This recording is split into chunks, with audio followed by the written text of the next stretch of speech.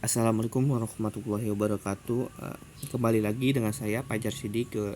Kali ini saya akan menerangkan perihal teknik gambar sipil.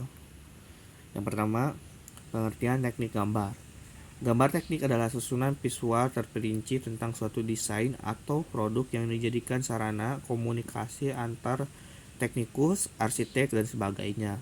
Selain digunakan untuk menyampaikan informasi, gambar teknik juga dapat digunakan sebagai penelitian konsep, perencanaan, dan dokumentasi desain suatu bangunan, mesin, dan sebagainya. Gambar teknik memiliki aturan yang baku tentang penggambaran ukuran, lambang-lambang, garis, dan sebagainya, sehingga gambar tersebut dapat dibaca secara tepat oleh berbagai pihak yang terlibat. Secara harfiah, gambar teknik terdiri dari dua kata, yaitu gambar dan teknik. Gambar sendiri berarti suatu alat untuk berkomunikasi visual, sedangkan teknik berarti cara kerja yang bersistem atau sistematis dalam mengerjakan sesuatu. Sehingga pengertian lain gambar teknis bisa disimpulkan sebagai berikut, yaitu gambar yang bersifat tegas, terdiri dari garis-garis, simbol-simbol, serta tulisan yang mempunyai standar tertentu yang telah disepakati bersama, sehingga menjadi sarana komunikasi visual antar perencana atau arsitek untuk menyampaikan ide atau rancangan yang diusulkan kepada pelaksana di lapangan agar tersampai dengan baik dan jelas sesuai dengan tujuan. Yang selanjutnya adalah fungsi gambar teknik. Yang pertama, gambar sebagai bahasa teknik. Yang kedua, sebagai media penyampaian informasi. Yang ketiga, pengawetan, penyimpanan, dan penggunaan keterangan. Yang keempat, cara-cara pemikiran dalam penyampaian informasi. Yang pertama, gambar sebagai bahasa teknik. Maksudnya adalah gambar merupakan sebuah alat untuk menyatakan maksud dari seseorang sarjana teknik. Oleh karena itu, gambar sering juga disebut sebagai bahasa teknik atau bahasa untuk sarjana teknik. Keterangan dalam gambar yang tidak dapat dikenakan dalam bahasa harus diberikan secukupnya sebagai lambang-lambang. Oleh karena itu, berapa banyak dan berapa tinggi mutu keterangan yang dapat diberikan dalam gambar tergantung dari bakat perancang gambar itu sendiri. Yang kedua, sebagai media penyampaian informasi. Gambar mempunyai tugas meneruskan maksud dari perencana dengan tepat kepada orang-orang yang bersangkutan. Perencana proses pembuatan, pemeriksa, perkaitan, dan sebagainya. Yang ketiga, pengawetan, penyimpanan, dan penggunaan keterangan.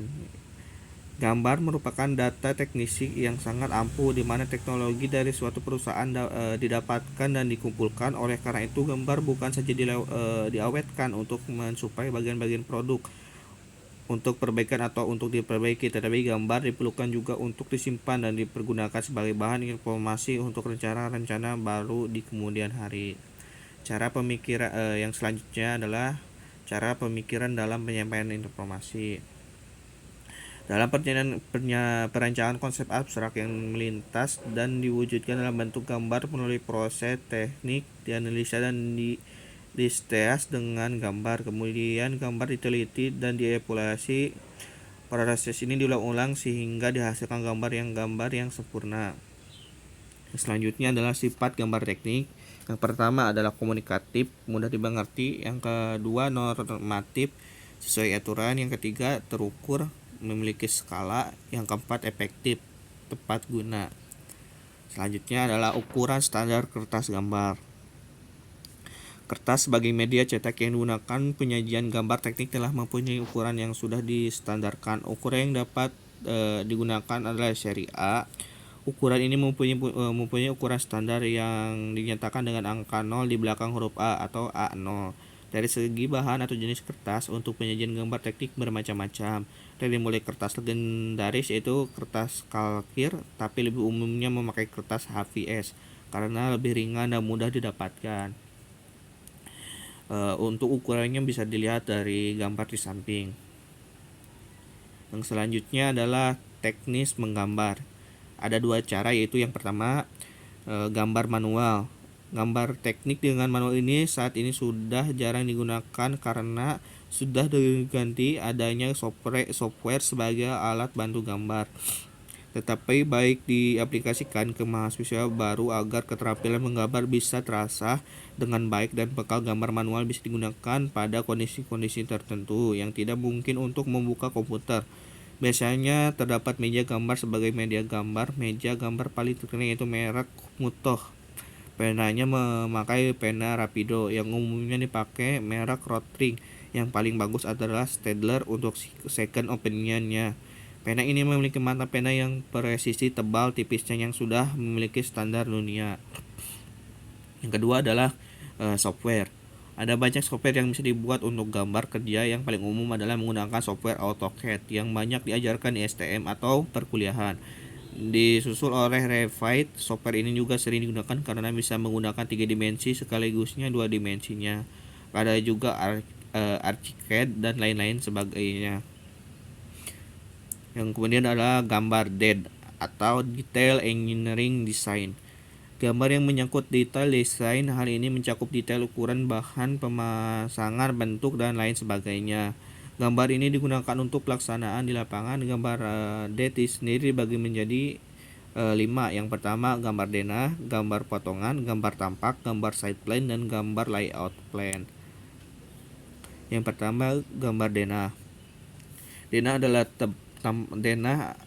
adalah tampak atas bangunan yang seolah-olah dipotong secara horizontal setinggi 1 meter dari titik lantai 0,00 bangunan tersebut. Bagian atas bangunan yang terpotong dihilangkan sehingga bagian lantainya yang terlihat.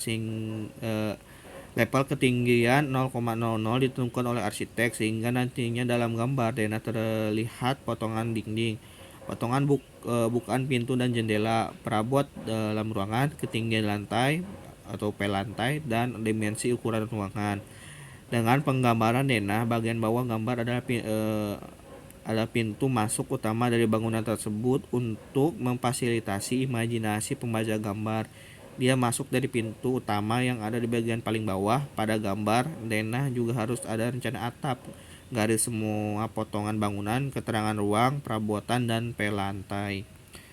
Yang kedua, gambar potongan. Gambar dari suatu bangunan yang dipotong vertikal dan memperlihatkan isi atau bagian dalam bangunan tersebut. Bagian bangunan yang dipotong serta arah pandangnya disertakan dalam denah agar keseluruhan dapat dibaca secara komprehensif.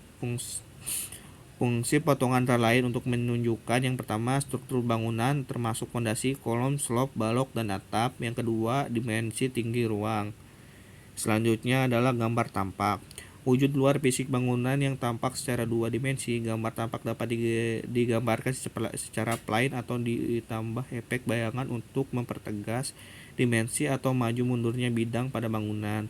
Arah pandang untuk gambar tampak sendiri tidak pasti, bisa disesuaikan arah mata angin atau sesuai view tertentu seperti tampak dari danau, tampak dari jalan raya, dan sebagainya. Selain itu bisa juga dinamai tampak A, tampak B, dan seterusnya sesuai keinginan arsitek yang ditentukan juga pada denah. Yang keempat, side plan. Side plan adalah gambar 2 dimensi yang berisikan konsep gambaran atau peta rencana pembagian bangunan atau coupling, termasuk tata guna lahan dan perencanaan jalan, beserta fasilitas penunjangnya dalam skala batas-batas luas lahan tertentu. Area pelaksanaan biasanya juga meliputi gambar mengenai jalan, jalur listrik, air bersih, serta sebagai fasilitas umum lainnya. Dan yang terakhir adalah layout plan. Layout plan adalah denah bangunan yang disertai dengan lingkungan sekitar, menunjukkan orientasi pintu dan jendela terhadap lingkungan sekitar. Pada layout dan side plan, orientasi gambar berdasarkan arah mata angin karena berhubungan dengan orientasi kawasan. Arah utara selalu berada di atas. Sekian yang dapat saya sampaikan. Terima kasih atas perhatiannya. Mohon maaf apabila ada salah kata. Wassalamualaikum warahmatullahi wabarakatuh.